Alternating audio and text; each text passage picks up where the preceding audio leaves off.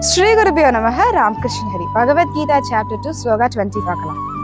न जायते म्रियते वा कदाचिन् नायं भूत्वा भविता वा न भूयाः अजो नित्य शाश्वतो यां पुराणो न हन्यते हन्यत्माने शरीरे.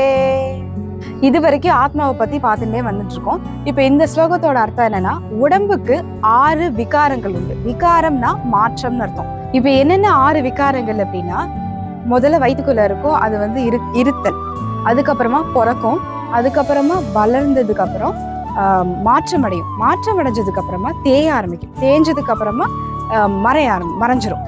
ஸோ இதுல அந்த 6 விகாரங்கள் உடம்புக்கு நடக்கும். ஆனா இந்த 6 விகாரங்கள் ஆத்மாவுக்கு கிடையாது. ஆத்மா தேயாதது, மாற்றங்கள் எல்லாம் உடம்புக்கு, ஆத்மாக்கு எதுவும் கிடையாது அப்படின்னு சொல்றாரு கிருஷ்ணன். இதுதான் இந்த ஸ்லோகத்தோட மீனிங். சர்வம் ஸ்ரீ கிருஷ்ணார்ப்பணம். நெக்ஸ்ட் வீடியோல நெக்ஸ்ட் ஸ்லோகத்தோட மீனிங் பார்க்கலாம். நிரஞ்சனா ராம்குமார். நன்றி.